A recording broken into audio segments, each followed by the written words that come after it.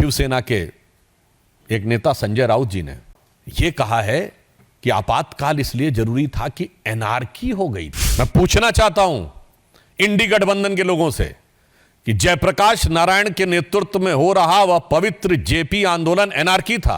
मैं लालू प्रसाद यादव जी से पूछना चाहता हूं, अखिलेश यादव जी से पूछना चाहता हूं कि आपके पिताजी मुलायम सिंह यादव जी एनार्की के हिस्से थे। भारत के इतिहास में एक ही उदाहरण है जब किसी प्रधानमंत्री को चुनावी धांधली और चुनाव में भ्रष्टाचार का दोषी पाया गया। आज शिवसेना के एक नेता संजय राउत जी ने यह कहा है कि आपातकाल इसलिए जरूरी था कि एनार्की हो गई थी। मैं पूछना चाहता हूं इंडी गठबंधन के लोगों से कि जयप्रकाश नारायण के नेतृत्व में हो रहा वह पवित्र जेपी आंदोलन एनार्की था। मैं लालू प्रसाद यादव जी से पूछना चाहता हूं, अखिलेश यादव जी से पूछना चाहता हूं कि आपके पिताजी मुलायम सिंह यादव जी एनार्की के हिस्से थे। सत्ता लोलुपता में आज अपने ऊपर आप अराजकता का स्टैंप भी लगाने को तैयार हो गए। और अब मैं बताना चाहता हूं कि वो एनार्की क्या थी, ये इमरजेंसी लगी क्यों थी। भारत के इतिहास में एक ही उदाहरण है जब किसी प्रधानमंत्री को चुनावी धांधली और चुनाव में भ्रष्टाचार का दोषी पाया गया।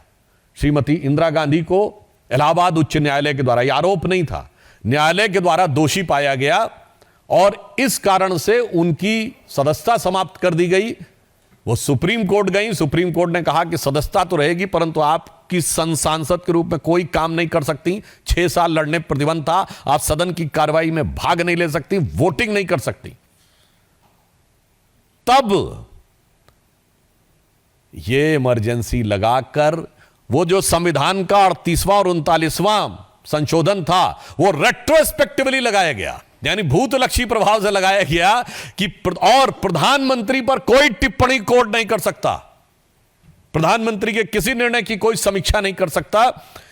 इसलिए संविधान की उस घनघोर और दुर्दांत हत्या की स्मृति के लिए यह आवश्यक है। और यह क्यों हुआ यह भी मैं बता देता हूं। ऐसा नहीं कि सब कुछ सिर्फ 1975 में हुआ, उससे पहले। और मैं एक और आज एक गंभीर सवाल करना चाहता हूं। बहुत सी